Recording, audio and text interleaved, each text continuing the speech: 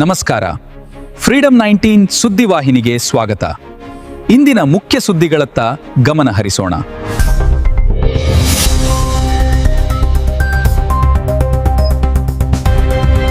ನಮಸ್ಕಾರ, ನೀವು ನೋಡ್ತಾ ಇದ್ದೀರಾ ಫ್ರೀಡಂ 19 ನ್ಯೂಸ್ ಚಾನೆಲ್. ನಿಖರ ಮತ್ತು ಪರಿಶೀಲಿತ ನಿರಂತರ ಸುದ್ದಿಗಳನ್ನ ಜವಾಬ್ದಾರಿಯುತವಾಗಿ ತಲುಪಿಸುವಂತ ವಿಶ್ವಾಸಾರ್ಹ ಸುದ್ದಿ ವೇದಿಕೆ ಫ್ರೀಡಂ 19 ನ್ಯೂಸ್ ಚಾನೆಲ್ಗೆ ತಮಗೆಲ್ಲರಿಗೂ ಆತ್ಮೀಯವಾದಂತಹ ಸ್ವಾಗತ. ಬನ್ನಿ ಇವತ್ತಿನ ಸುದ್ದಿಗಳನ್ನ ನೋಡೋಣ.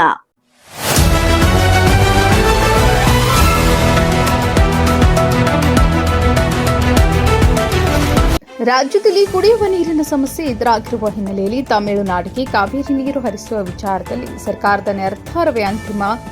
ಮುಖ್ಯಮಂತ್ರಿ ಹಾಗೂ ಕಾವೇರಿ ನೀರು ನಿರ್ವಹಣಾ ಪ್ರಾಧಿಕಾರ ಕೈಗೊಳ್ಳುವ ನಿರ್ಧಾರಕ್ಕೆ ಬದ್ಧ. ವೈಯಕ್ತಿಕವಾಗಿ ಯಾವುದೇ ನಿರ್ಧಾರ ಕೈಗೊಳ್ಳಲು ಸಾಧ್ಯವಿಲ್ಲ ಎಂದು ಸಚಿವ ಡಾ ಯತೀಂದ್ರ ಸಿದ್ದರಾಮಯ್ಯ ಸರ್ಕಾರದ ಮಟ್ಟದಲ್ಲಿ ಹಾಗೂ ಸಂಬಂಧಿಸಿದ ಪ್ರಾಧಿಕಾರಿಗಳ ಮೂಲಕವೇ ಅಂತಿಮ ತೀರ್ಮಾನವಾಗಲಿದೆ ಎಂದರು.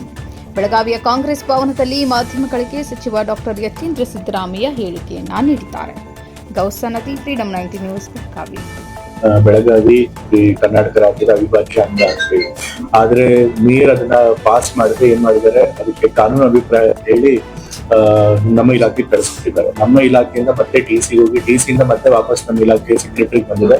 ಅವರು ಅದನ್ನ ಕಾನೂನು ಅಭಿಪ್ರಾಯಕ್ಕೆ ಅಂತೇಳಿ ಕಾನೂನು ಇಲಾಖೆ ಕಳಿಸಿದ್ರು. ನಮ್ಮ ಇಲಾಖೆಗೆ ಬಂದಿದ್ದು ಕಳೆದ ತಿಂಗಳು 11ನೇ ತಾರೀಕು. ನನಗಿನ್ನೂ ಆಗ್ತಾನೆ ಹೊಸದಾಗಿ ಸಚಿವನಾಗಿದ್ದೆ, ಸೊ ಅದ್ರ ಬಗ್ಗೆ ನನಗೆ ಮಾಹಿತಿ ಇರಲಿಲ್ಲ. ಮತ್ತೆ ಅದಾದ್ಮೇಲೆ ಈಗ ಕಾನೂನು ಅಭಿಪ್ರಾಯ ತಿಳ್ಕೊಂಡು ಈಗ 21ನೇ ತಾರೀಕಿಗೆ ಕಾನೂನು ಇಲಾಖೆಯಿಂದ ಅಭಿಪ್ರಾಯ ಬಂದಿದೆ. ಅದರ ಮಧ್ಯದಲ್ಲಿ ನಾಗಮೋಹನ್ ದಾಸ್ ಅವರು ಕರ್ನಾಟಕ ಗಡಿ ಪ್ರದೇಶ ಮತ್ತು ನದಿ ರಕ್ಷಣಾ ಆಯೋಗದ ಅಧ್ಯಕ್ಷರು, ಅವರು ಕೂಡ ಇದಕ್ಕೆ ಯಾವುದೇ ಒಂದು ಲೀಗಲ್ ಹರ್ಡ್ ಇಲ್ಲ, ಕಾನೂನು ತೊಡಕಿಲ್ಲ ಅಂತೇಳಿ ಅವರು ಕೂಡ ಅಭಿಪ್ರಾಯಗಳನ್ನ ನಮ್ಮ ಚೀಫ್ ಸೆಕ್ರೆಟರಿಗೆ ಕೊಟ್ಟಿದ್ದಾರೆ. ಸೊ ಕರ್ನಾಟಕ ಇದು ಬೆಳಗಾವಿ ನಮ್ಮ ಕರ್ನಾಟಕ ರಾಜ್ಯದ ಅವಿಭಾಜ್ಯ ಅಂಗ ಅನ್ನೋದ್ರ ಬಗ್ಗೆ ಯಾವುದೇ ಎರಡು ಮಾತಿಲ್ಲ, ಅದು ನಿರ್ವಿವಾದ. ಮತ್ತೆ ಅದಕ್ಕೆ ನಾವು ಯಾವತ್ತೂ ಕೂಡ ಬದ್ಧರಾಗಿದ್ದೀವಿ. ಬೇರೆ ಬೇರೆ ಕರ್ನಾಟಕ ಸರ್ಕಾರಗಳು ಕೂಡ ಅದಕ್ಕೆ ಪುನರುಚ್ಚಾರ ಮಾಡ್ಕೊಂಡು ಬಂದಿದ್ದಾರೆ. ನಮ್ಮ ವಿಧಾನ ಸಭೆಯಲ್ಲೂ ಕೂಡ ನಾವು ಮಹಾಜನ್ ವರದಿನ ಸಂಪೂರ್ಣವಾಗಿ ಅಂಗೀಕಾರ ಮಾಡ್ತೀವಿ. ಮತ್ತೆ ಮಹಾಜನ್ ವರದಿ ಬೆಳಗಾವಿ ಕರ್ನಾಟಕ ರಾಜ್ಯಕ್ಕೆ ಸೇರ್ಬೇಕು ಅಂತ ಹೇಳಿ ವರದಿ ಕೊಟ್ಟಿದೆ. ಅದನ್ನ ನಾವು ಸಂಪೂರ್ಣವಾಗಿ ಒಪ್ಕೋತೀವಿ ಅಂತ ಕೂಡ ಹೇಳಿದ್ದೇವೆ. ಈಗ ಬೆಳಗಾವಿ ಮಹಾನಗರ ಪಾಲಿಕೆ ಪಾಸ್ ಮಾಡುವಂತ ಗೊತ್ತುವಳಿ ಕಾನೂನು ಪ್ರಕಾರ ಇದೆಯಾ ಇಲ್ವಾ ಅಂತ ಹೇಳಿ ನಾವು ಒಪಿನಿಯನ್ ಕೊಡ್ಬೇಕಾಗಿದೆ. ಕಾನೂನು ಇಲಾಖೆಯಿಂದ ಒಂದು ಅಭಿಪ್ರಾಯ ಬಂದಿದೆ, ಅದನ್ನ ಪರಿಶೀಲನೆ ಮಾಡಿ ಪಾಲಿಕೆಯಲ್ಲಿ ಆ ರೆಸಲ್ಯೂಷನ್ ಪಾಸ್ ಆಗೋದಕ್ಕೆ ಪೂರಕವಾದಂತ ಅಭಿಪ್ರಾಯ ಬರೋಂಗೆ ನಾವು ಮೀಟಿಂಗ್ ಮಾಡಿ ಅದನ್ನ ಮಾಡ್ತೀವಿ. ಅಕ್ರಮ ಸಕ್ರಮ ಮಾಡ್ಬೇಕನ್ನುವಂಥದ್ದು. ಈಗ ವಿದ್ಯುತ್ ಕನೆಕ್ಷನ್ ಕೂಡ ಕೊಡ್ಲಿಕ್ಕೆ ಬಂದ್ ಮಾಡಿದ್ದಾರೆ. ಹೀಗಾಗಿ ಅವರು ಅತಂತ್ರ ಸ್ಥಿತಿಯಲ್ಲಿದ್ದಾರೆ. ಈಗ ನಮ್ಮ ಸರ್ಕಾರನೇ ಮುಖ್ಯಮಂತ್ರಿಗಳು ಹೊಸ ಮುಖ್ಯಮಂತ್ರಿಗಳು ಬಂದಾಗ 2400 ಸ್ಕ್ವೇರ್ ಫೀಟ್ 2400 ಚದರ ಅಡಿ ಇರುವಂತಹ ವಿಸ್ತೀರ್ಣ ಇರುವಂತಹ ಸೈಟ್ಗಳ ನಿವೇಶನಗಳಲ್ಲಿ 3 ಅಂತಸ್ತಿನ ಬಿಲ್ಡಿಂಗ್ ಗಳಿಗೆ ಸಕ್ರಮ ಮಾಡಿ ಅದಕ್ಕೆ ಅವ್ರಿಗೆ ಎಲೆಕ್ಟ್ರಿಸಿಟಿ ಕನೆಕ್ಷನ್ ಕೊಡ್ಬೇಕು ಅಂತ ಹೇಳಿ ಮಾಡಿದ್ದಾರೆ. ಸೊ ಅದನ್ನ ಮಾಡ್ತಾರೆ. ಬಟ್ ಬೆಳಗಾಮಲ್ಲಿ ಏನಪ್ಪಾ ಅಂತಂದ್ರೆ ಎಷ್ಟೊಂದ್ ಜನಕ್ಕೆ ಸರಿಯಾದ ದಾಖಲೆಗಳಿಲ್ಲ.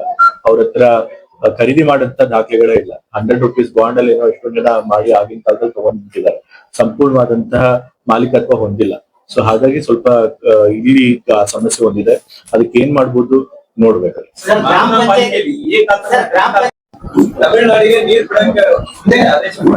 ನಾನು ಈ ತಾನೇ ಸುದ್ದಿ ಓದ್ತೆ, ಕಾವೇರಿ ನೀರು ನಿರ್ವಹಣಾ ಮಂಡಳಿಯವರು ತಮಿಳುನಾಡು ಅವರಿಗೆ ನೀರು ಬಿಡೋದಕ್ಕೆ ಹೇಳಿದ್ದಾರೆ. ಸೊ ಅವ್ರು ಶೇರ್ ಕೊಡ್ಬೇಕಾದಂತಹ ಅನಿವಾರ್ಯತೆ ನಮ್ಮಲ್ಲಿ ಇದೆ. ಬಟ್ ಆದ್ರೂ ಕೂಡ ಸರ್ಕಾರ ಏನ್ ನಿರ್ಧಾರ ತೆಗೆದುಕೊಳ್ತಾರೆ ನಮ್ಗೆ ಗೊತ್ತಿಲ್ಲ. ಮುಖ್ಯಮಂತ್ರಿಗಳ ಬಗ್ಗೆ ಏನು ಮಾತಾಡಿದ ಅದು ಕೂಡ ಈಗ ಮಾಹಿತಿ ಇದೆ. ಸೊ ಹಾಗಾಗಿ ಮುಖ್ಯಮಂತ್ರಿಗಳು ಏನ್ ಹೇಳ್ತಾರೆ ಅದ್ರ ಮೇಲೆ ಆಧಾರ ನಮ್ಗೆ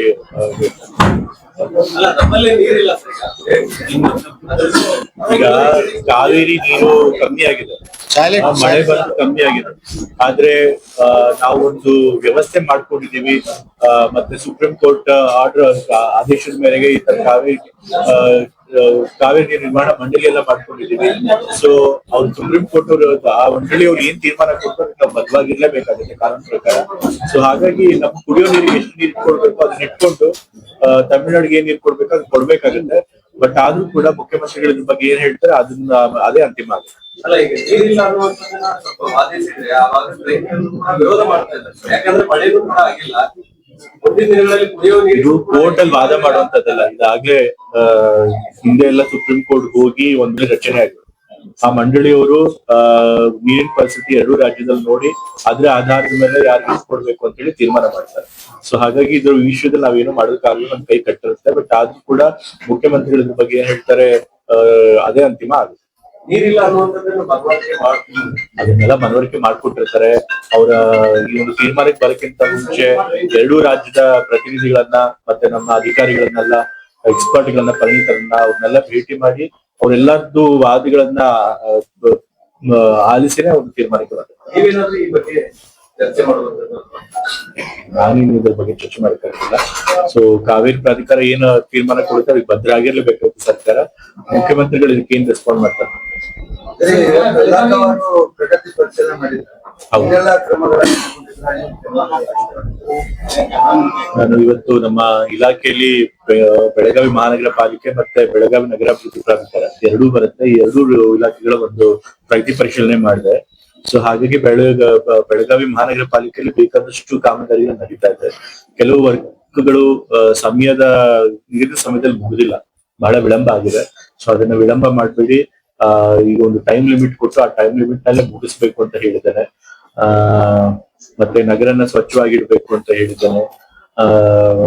ಮತ್ತೆ UCF ಫಂಡ್ ನಲ್ಲಿ ಯಾವ ಕಾಮಗಾರಿಗಳನ್ನ ಪ್ರಪೋಸಲ್ ಕೊಡ್ಬೇಕು ಅದನ್ನು ಕೂಡ ನಾನು ಪರಿಶೀಲನೆ ಮಾಡಿದ್ದೇನೆ. ಮತ್ತೆ ಕುಡಿಯೋ ನೀರಿನ ಸಮಸ್ಯೆ ಈಗ ಬೇಸಿಗೆ ಕಾಲದಲ್ಲಿ ಸಮಸ್ಯೆ ಎದುರಾಗ್ತಾ ಇದೆ. ಸೊ ಎದುರಾಗಿರೋ ಸಮಸ್ಯೆಗಳು ಏನು ಕ್ರಮ ತೆಗೆದುಕೊಂಡಿದ್ದಾರೆ ಅದ್ರ ಬಗ್ಗೆ ಕೂಡ ಪರಿಶೀಲನೆ ಮಾಡಿದ್ದೇನೆ. ಸೊ ಹಾಗಾಗಿ ಹಲವಾರು ವಿಷಯಗಳು ಸಭೆಯಲ್ಲಿ ಬರ್ತವೆ. ಇವಿಷ್ಟು ಈವರೆಗಿನ ಸಂಕ್ಷಿಪ್ತ ಸುದ್ದಿ. ನೋಡ್ತಾ ಇರಿ ಫ್ರೀಡಂ 19 ನ್ಯೂಸ್ ಚಾನೆಲ್. ಧನ್ಯವಾದಗಳು.